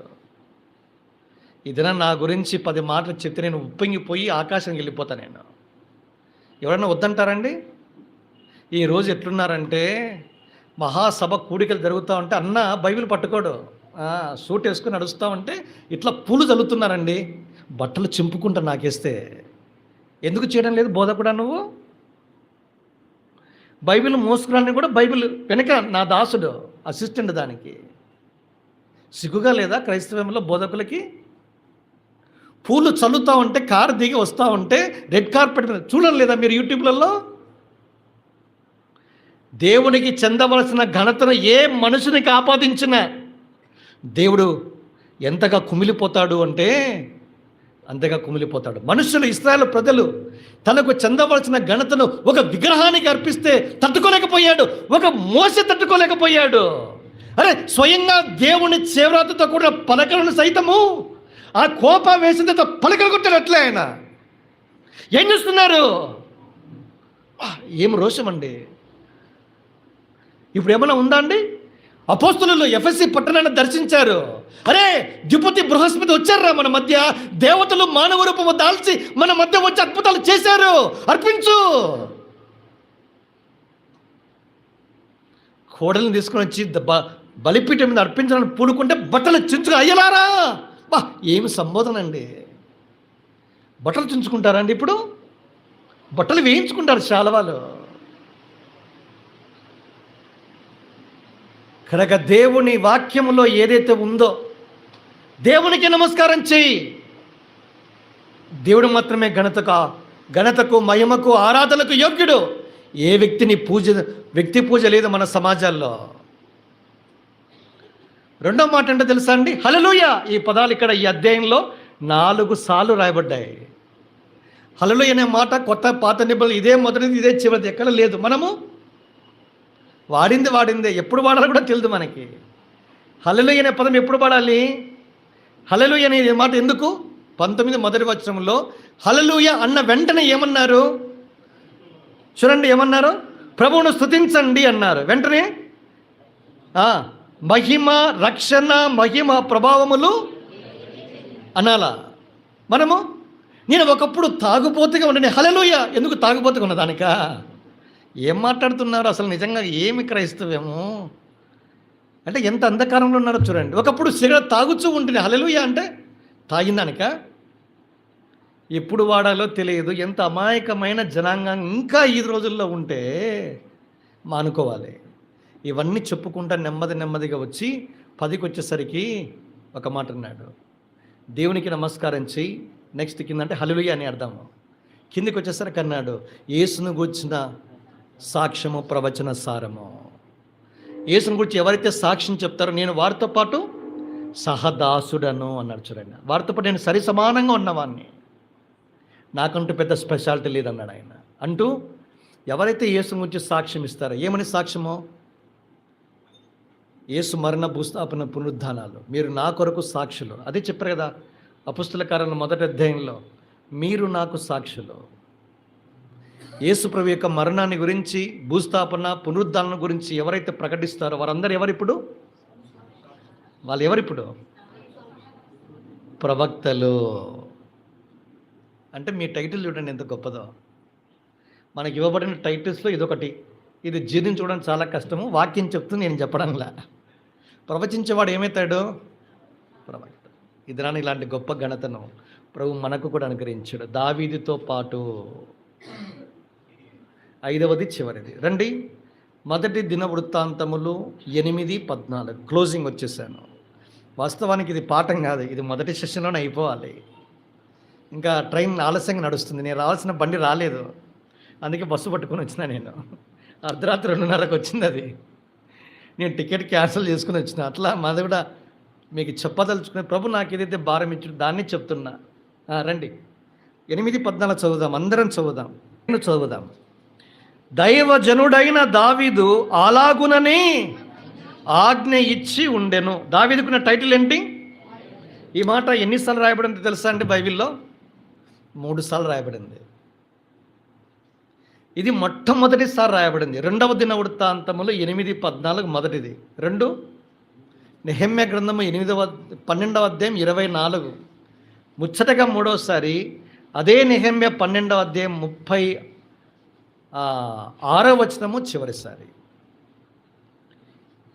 12వ అధ్యాయంలో 2 సార్లు, దినవృత్తాంతంలో మొదటిసారి. మొత్తం ఎన్నిసార్లు? 3 సార్లు. మీకు ఇంకో కొత్త విషయం చెప్పమంటారా? దైవజనుడు అన్న మాట బైబిల్లో 72 వచనాల్లో మాత్రమే కనబడుతుంది. 72 వచనాల్లో 78 సార్లు కనబడుతుంది. ఈ 72 సార్లలో 13 మందికి దైవజనుడు అనే పేరు ప్రస్తావించబడింది. కొత్త నిబంధనలో 72 వచనాల్లో కేవలం 2 వచనాలు మాత్రమే కొత్త నిబంధనలో రాయబడ్డాయి. అది కూడా తిమోతికి రాసిన పత్రికల్లో మాత్రమే కనిపిస్తుంది. మొదటిసారి 1 తిమోతి 6వ అధ్యాయం 11లో కనిపిస్తుంది. చివరిసారి 2వ తిమోతి పత్రిక 3వ అధ్యాయం 17వ వచనంలో మనకు కనిపిస్తుంది. 6:11లో దైవజనుడా నీవైతే వీటిని విసర్జించు. వీటిని, దానిపైన ఏముందంటే ధనాపేక్ష. నేను కొంతమందిని ఎరుగుదును, డబ్బులు రానంత వరకు ఎంతో కష్టపడి, వారికి చాలా పేరుంది నాకు, నేను చూశాను. నాకంటే చిన్న వయసులో ఇప్పుడు very popular speaker in AP. ఎప్పుడైతే పరిచర్య వృద్ధి చెందిందో ఫారిన్కి వెళ్ళి డబ్బులు అడుక్కుంటున్నాడు. నాకంటే తెలుసు, నా పేషెంటే స్వయంగా అమెరికాలో ఉండి నాతో స్వయంగా పంచుకుంది. ఒక సంస్థను ఏర్పాటు చేస్తున్నాను, డబ్బులు ఇవ్వండి. Open invitation. భక్సింగ్ గారు కానీ నోరు తెరిచి డబ్బులు అడుక్కుని ఉంటే, ఇలాంటి హెబ్రోన్ లాంటి ఆస్తులు పిచ్చిగా కొనుక్కునేవాడు ఆయన. చివరికి చచ్చిపోయే సమయానికి కనీసం 300 రూపాయలు కూడా అకౌంట్లో లేదంటే ఎంత ఆశ్చర్యం వచ్చారండి. అంత అట్లా ఇచ్చేసి వెళ్ళిపోయాడు. సంపాదించుకునకూడదని నేను చెప్పడం లేదు, మళ్ళీ తప్పు బోధ చేసిన జీవం ప్రమోద్ హెబ్రోన్ అనే వాళ్ళు మధ్యలో కట్ చేసి పెడుతున్నారు. ఇప్పుడు నీకు మాత్రం ఇది ఉంది అది ఉంది, మమ్మల్ని మాత్రం సంపాదించుకోవద్దని చెప్పావు అని మళ్ళీ ఇది మళ్ళీ నా ట్రాక్ రికార్డు తీస్తారు. మళ్ళీ నాది ఆధార్ కార్డుతో ఆధారం చేసుకొని ఎక్కడెక్కడ ఆస్తులు, ఒక్క ఆస్తి లేదు నా మీద. అంటే నేనేం చెప్తున్నానంటే, నోరు తెరిచి ఎందుకు అడుగుతావు? భక్సింగ్ గారు ఏదైతే నేర్పించారో అదే నేర్చుకున్నాను నేను. ఎంత కష్టపడ్డానంటే, నేను పేరుకు డాక్టర్ అయి ఉండి నా భార్య ఒక ఎంఎన్సి మల్టీనేషనల్ కంపెనీలో ఫ్యాట్ సాలరీ సంపాదించేటప్పుడు బాగుండే, దినాలు గడిచే కొద్దీ మేము పొందిన దరిద్రత ఎవరికి చెప్పలే. అటువైపు ఇటువైపు డబ్బులు ఇచ్చేవాళ్ళే. మా నాన్న కాదు, మా నాన్న ఎంప్లాయ్, రిటైర్డ్, గెజిటెడ్ ర్యాంక్ హోదా వరకు వచ్చి, మా అత్తగారు ఇటువైపు డబ్బులు ఉన్న వాళ్ళే. ఒక్కరికి కూడా చెప్పలేదండి మేము. ఇయర్ ఎండింగ్ వచ్చేటప్పుడు మాకు డబ్బులు లేవని క్రిస్మస్ సీజన్లో ఒక్కరికి కూడా చెప్పలే. పాత బట్టలు వేసుకుని క్రిస్మస్ వాటింగ్ సర్వీస్ అటెండ్ అయ్యి నేను నా భార్య, పాపకు ఒక్కతికి మాత్రం బట్ట కొట్టించాము. ఎందుకు ఇస్తారు డబ్బులు, కానీ ఏదో నేర్చుకోవాలి. హెబ్రోన్లో ఉండి ఇన్ని విషయాలు నేర్చుకున్న తర్వాత మనం కూడా సాధకం చేయాలి కదా. ఈ బోధకుడు వట్టి బోధకుడు అనే పేరు నాకెందుకు? నిజంగా ఆ మాట దైవజనుడు తిమోతికి, పౌలుకి, ఒక భక్సింగ్ గారికి ఈ దినాల్లో ఇలాంటి అనుభవాలు గుండా వెళ్ళి అపేక్ష వద్దు. డబ్బు ప్రతి వారికి ఒక్కరతరే. మనం అందుకే మీరు చూడండి, మనం అవసరతలను చూచి దైవజనులకు మనము సాయం చేయాలి. వాడు అడగరు నోరు తెరిచి. ఆ గుండె మనకు ఉండాలి. అడగలేదు కదా అని మనం కూడా ఏమి తెలియనట్టుగా బతికితే భయంకరం. అసలు దావీదులో ఉన్న సుగుణం అనే ఒక్క విషయం చెప్తాను, ఎందుకంటే ఇది చెప్పాను అనుకుంటాను నేను. మందిరము కట్టించడానికి తాను ఇష్టపడ్డాడు. ఎంత ఇష్టపడ్డాడంటే, మందిరము కట్టమని దావీదుకి దేవుడు ఏం చెప్పలే, మీకు తెలుసు కదా, చెప్పలే. నాతానుతో తన హృదయ వాంఛ విప్పాడు 7వ అధ్యాయంలో. మందసం తెచ్చి పెట్టా యెరూషలేములో. నేనేమో సరంబి వేసిన ఇండ్లలో ఉన్నా, కానీ దీని యొక్క మందసం డేరాలో ఉంది. అందుకే నేను ఏమంటున్నానంటే మందిరం కట్టాలన్నాడు. సరే, నీ హృదయంలో ఉన్న కోరిక చొప్పున యావత్తు చేయి అన్నాడు. మంచి విషయం కదా. తర్వాత దేవుడు జోక్యం చేసుకున్నాడు, బాబు నువ్వు వద్దు, నీ కొడుకు కట్టిస్తాడు. అప్పుడు దావీదు ఏమనాలి? నాకు భలే ఆశ్చర్యం. అంటే అతను 10 రకాల వస్తు సామాగ్రిని అంతటినీ సిద్ధపరిచాడండి. ఇది మొదటి దినవృత్తాంతంలో 29వ అధ్యాయం 2 నుంచి 4 వచనాల్లో 10 రకాల సామాగ్రి ఉంది. అందులో ఒక సామాగ్రి బంగారము. ఇప్పుడు మందిరానికి నువ్వు మందిరాన్ని కట్టించే యోగ్యత, సాక్ష్యం, మన భాషలో వాడుక భాషలో, అన్నా నీ సాక్ష్యం బాగలేదన్నా నిన్ను తప్పిస్తున్నామా పరిచయం అంటే నువ్వు ఊరుకుంటావా? నా సాక్ష్యం బాగలేదని చెప్పిన వాడు దుమ్ము దులుపుతాడు హెబ్రోన్ ఆఫీస్లో. అట్టే నేను 30 years ఇండస్ట్రీ నేను అంట. నేను అర్థమైనా మీకు? ఎవరు చెప్పింది నా సాక్ష్యం బాగలేదని అని? నేను చిరుబురులాడడం తలకిందులు చేస్తాను నేను. కానీ దావీదు తప్పుకో అంటే తప్పుకున్నాడు అంతే. అన్నవాడు ఇంట్లో కూర్చొని ఏం చేశాడు? 10 రకాల వస్తువు సామాగ్రిని సమకూర్చాడు. వాస్తవానికి ఏమన్నా, నన్ను తప్పించావు, నేను ఎందుకు నీకు ఇవ్వాలి మందిరానికి? నేను మందిరానికి ఎందుకు ఇవ్వాలా? ఉన్నారా లేదా మన మధ్య? రెండోది ఏంటి? కొడుకును దేవుడు కోరుకున్నప్పుడు ఏమనాలా? రే నన్నే దేవుడు కోరుకోలే, మళ్ళీ నిన్ను కోరుకొని నీ ద్వారా కట్టించుకో. కూర్చోరా బచ్చగా నేను ఇంట్లో అనాలా హైదరాబాద్ భాషలో. బచ్చ నీకెందుకు అన్నాడా? బచ్చాను ముందు పెట్టాడు, తన వెనక్కి వెళ్ళిపోయాడు. దేవుడు ఒకానొక సమయంలో నిన్ను వెనక్కి పంపి వేరే వాళ్ళని ముందుకు వచ్చి ఫోర్ ఫ్రంట్లో పెట్టుకొని పరిచయలో వాడుకుంటే నీకు సంతోషమా? ఉండదు. పాయింట్ నెంబర్ 2, అన్ని సామాగ్రిని సిద్ధపరిచిన తర్వాత డెడికేషన్లో వాళ్ళ పేరు వాళ్ళ ఘనత వస్తున్నప్పుడు నువ్వు ఆ ఘనతను పొందకుండా దాచబడి ఉండేదానికి సిద్ధంగా లేను. నా గురించి నేను చెప్తున్నా. ఇంత కష్టపడి ఇంత చేసి నాకు పేరు లేకుండా ఎట్లన్నా ఏమనుకుంటున్నావు నువ్వు అని అంటా నేను. దావీదు ఎంత అద్భుతమైన గుణమో చూడండి. ఇప్పుడు నేను డబ్బు దగ్గరికి వస్తాను. బంగారము 6000 మనుగుల ఓఫీరు బంగారం ఇచ్చాడు. ఓఫీర్ అంటే జెన్యూన్, 100% ఏంటది? అచ్చ బంగారం ఇచ్చాడు. మనము పనికిరాని నోట్లన్నీ దాని ఏమంటాం ఆఫరింగ్ భాషలో ఇస్తారు విశ్వాసులు. ఏం సిగ్గు, ఎట్లా మీకు మనసు ఒప్పుతుంది? నేను భక్సింగ్ గారి గురించి విన్నాను. ఆయన ఏ ఆదివారం వేసినా సరికొత్త కరెన్సీ నోట్ ఉంటుంది. ఎట్లా వస్తుందో మనకు తెలియదు. దేవుడు ఇస్తాడా, మనుషులు ఇస్తారా, ఎట్లా? నేను విన్నాను ఆ విషయము.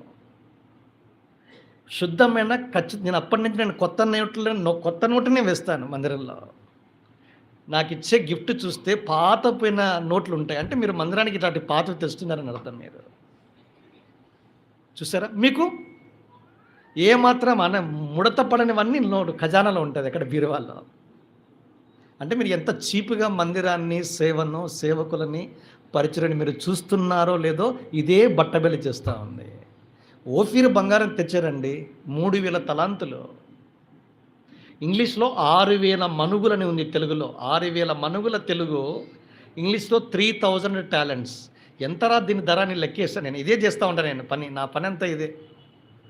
ఒక తలాంతు ధర $5 మిలియన్. మిలియన్ అంటే 10 లక్షలు. 5 × 10 50 లక్షల $. 50 లక్షలు ఉంటే డాలర్ను ఇండియన్ కరెన్సీలో మార్చాలంటే 83 రూపాయలు వేయాలి. లేదా ఇప్పుడు 87 అయింది. లేదు ఎందుకు 80 రూపాయలు వేద్దాం, నా లెక్క నాది, నా స్వార్థం నాది, తొందరగా లెక్క చెప్పి దిగిపోవాలి కదా.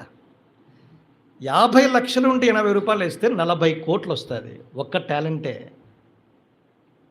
ఒక టాలెంట్ ధర 40 కోట్లు అయితే 3000 తలాంతుల ధర ఎంతండి? 1,20,000 కోట్ల రూపాయలు. 1,20,000 కోట్ల రూపాయలు ఒక్క బంగారు ధరనే అండి అని ఇచ్చింది. ఇచ్చి ఏం మాట్లాడతాడు 14లో? అయ్యా, మనఃపూర్వకముగా నీ జనులు నీకిచ్చుటకు ఏమాత్రపు వారు నీ స్వసంపాద్యములో కొంత మేము నీకు ఇచ్చి ఉన్నాము. ఏం పదాలు? నీ దాసులు ఏ పాటి వారు తగ్గించుకున్నాడు. 2, నీ స్వసంపాద్యం అన్నాడు. వాస్తవానికి ఎవరిది ఆ ఇచ్చింది ఎవరిదు? ఆయన ఇచ్చాడు. నేను అనుకున్నాను బైబిల్ ఏమైనా తప్పు పడిందేమో, నా స్వసంపాద్యం కదా అని నేను బైబిల్ తిప్పేసేవరే బాబు, నీ మైండ్ సెట్ తప్పు. కానీ దేవుడు వాక్యంలో తప్పు ప్రింట్ చేయబడలేదు. దేవునికి ఆపాదించాడు. ఇది నాన్న ఏమర్థం చేసుకోవాలి? నీవు కలిగి ఉన్న సమస్తము హక్కుదాడు దేవుడు. భక్సింగ్ గారు కోట్లో నుంచి నాణాలు చిల్లర పంచుకుంటూ పోతున్నాడు. భక్సింగ్ స్టాప్, ఆగు అన్నాడు. చెప్పండి ఎందుకయ్యా అన్నాడు. నీవిచ్చే ప్రతి రూక నాది. చూడండి వెలుగు, చూడండి ఎలా ఉంది ఆయనకి. ఎలా ఇస్తావు? ప్రార్థన చేసి ఇవ్వడం ఆరంభించాడు ఆయన. అంటే మనకు కలిగి ఉన్న చర స్థిరాస్తులు, ఆస్తిపాస్తులు, డబ్బులు, నగదు, బంగారు యావత్తు ఆయనదే. ఎట్లా పడుతున్నావు? నీకున్న ఈ గురి, నీకున్న ఈ దృక్పథము, నీకున్న ఈ వైఖరి, అయ్యా నీ స్వసంపాద్యము నాది కాదు. పైపెచ్చు కొంచెమే అయ్యా నీకు ఇచ్చింది.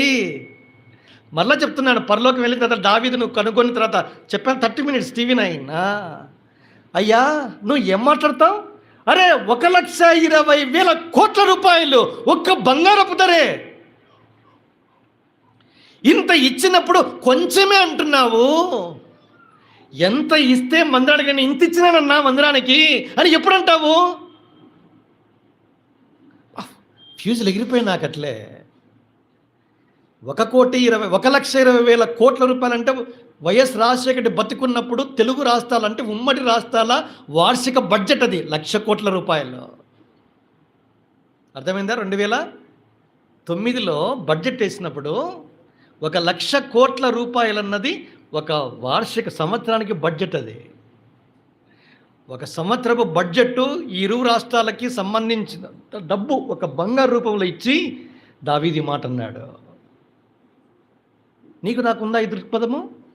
మనము 1,00,000 రూపాయలు ఇస్తేనే గాల్లో తేలుతూ ఉంటాము. 10 లక్షలు ఇస్తే నన్ను కూడా పెట్టుకో అన్నా, ఎక్కడ పదవి అన్నా, ఏం మాట్లాడతామో చెప్పండి.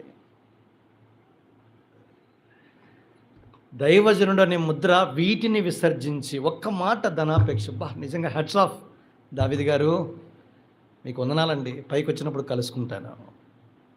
ఈ గురి నీకుందా? ఏం మాట్లాడుతున్నావు? నాది, నేను, నా కష్టార్జితము, నా స్వసంపాద్యము, ఏం పదాలు పలుకుతామో మనం. ఏం మనుషులమండి, మనమంతా చెడ్డోళ్ళమే అండి. నేను చూసుకునే ప్రతిదీ కూడా శారీరక మానసిక శక్తులు, ఈ సమయము, ద్రవ్యము సమస్తము ఆయనకి చెందుతాయి. ఎందుకు? నన్ను విలువ పెట్టి కొనుక్కున్నాడు.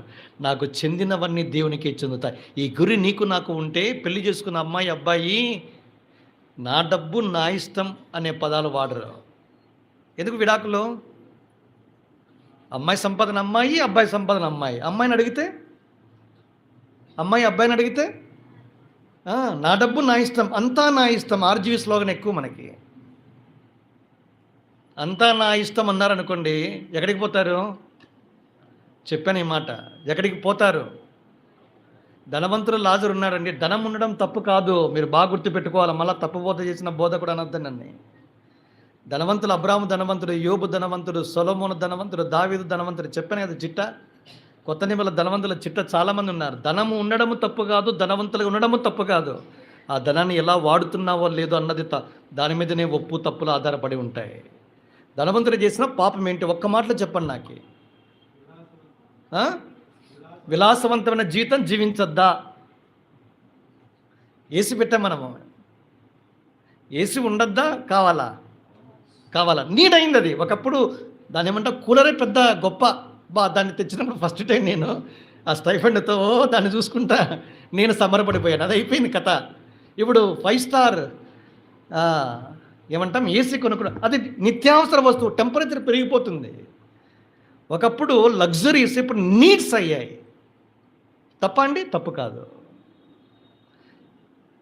అబ్రాహాము ఒక మాట అన్నాడు, కుమారుడా అన్నాడు. నాకు నిజంగా ఆశ్చర్యపోతూ ఉంటా కొన్నిసార్లు. ధనవంతుడు పాతాళంలో బాధపడుతుంటే దరిద్రుడా అనలేదు ఆయన్ని. నేను అయింటే ఒరే దౌర్భాగ్యుడు అనేవాడిని. ఎందుకు? లవదేశ సంఘము ధనాన్ని కూర్చుకుంది కదా.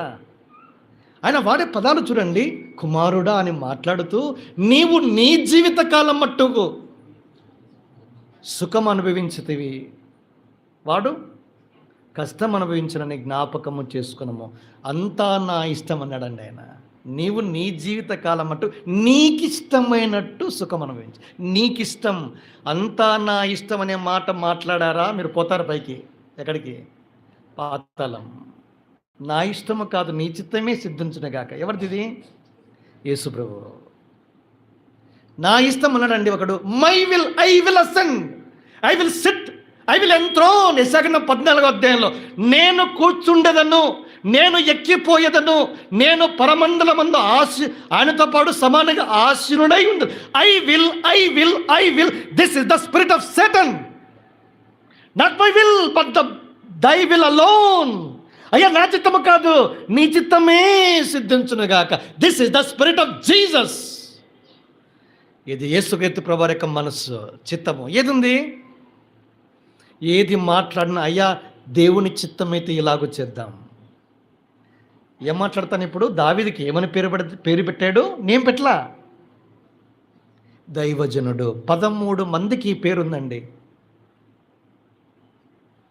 13 మందిలో ఒకడు. ఎవరు? Hats off. మోషేకి ఈ పేరు ఉంది, సమూయేలుకు ఉంది, ఏలియాకు ఉంది, ఎలీషాకు ఉంది. వీళ్ళు ప్రవక్తలు, గ్రేట్ పీపుల్ వాళ్ళు. కానీ దావీదుకి ఏంటి ఈ పేరు? ఈ లక్షణం ఉంది.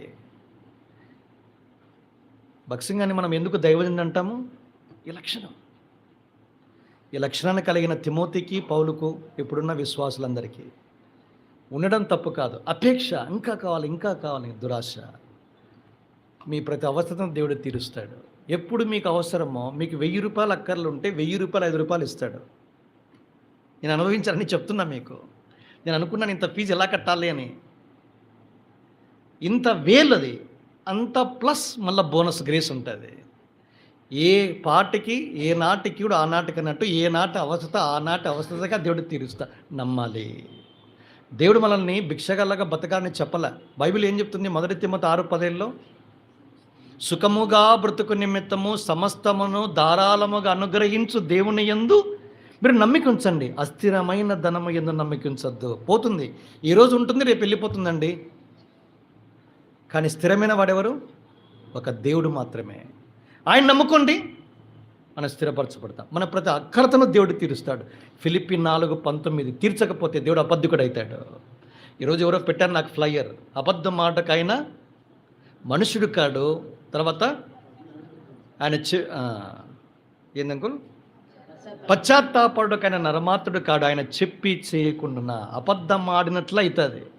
మన దేవుడు ఎవరు? తీతు 1:5 ప్రకారం అబద్ధం ఆడ నేరని దేవుడు. ఆయన మాట ఇచ్చాడంటే నెరవేరుస్తాడు. అరే ఒక పొలిటికల్ లీడరే జగన్ నేను ఉన్నాను విన్నాను అని మడమ తిప్పని రీతిలో ఒక సీఎం కాగలిగితే స్లోగన్ వాడుకున్నారు. దేవుని స్లోగన్ అది. నేను ఉన్నానంటే ఉన్నవాడు, విన్నాను అంటే అది ఇశ్రాయేలు దేవుడైన యెహోవాకి చెందింది. వాడుకొని బరిలోకి దిగాడు, చేసిందల్లా చెప్పుకుంటూ పోయాడు.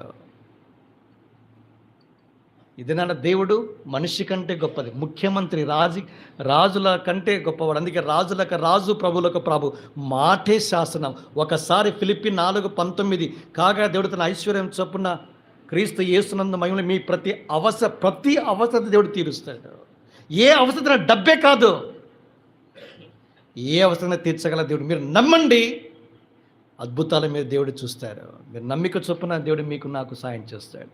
అవిశ్వాసులు కావద్దండి. మనల్ని ఎందుకు ఇలాంటి పరిస్థితులు లోనికి నెట్టేస్తారంటే తిరిగి పదే దేవుని దగ్గర రావాలా. అదే ఆయన ఆశ. కష్టాలు, బాధలు, దరిద్రత, పేదరికం ఇవన్నీ ఎందుకు అనుకుంటున్నారు మీరు వచ్చి చివరి దేవుని దగ్గర వచ్చి అయ్యా నీవే శరణని దేవుని దగ్గరకు వచ్చి గోజాడాలని. అప్పుడు ఆయన నువ్వు నాకు ఆపత్కాలం నువ్వు నన్ను గురించి మొరపెట్టము, నేను నిన్ను విడిపించదని. నీవు నన్ను అల్టిమేట్గా మహిమ ఎలా వస్తుంది? తిమోతి గారు ఎప్పుడు చెప్పేవారు, చనిపోయిన తిమోతి అంకుల్, మహిమ రావాలంటే సమస్యలు రావాలి. సమస్యలు వచ్చినప్పుడు నువ్వు మొరపెడితే విడిపించాలి.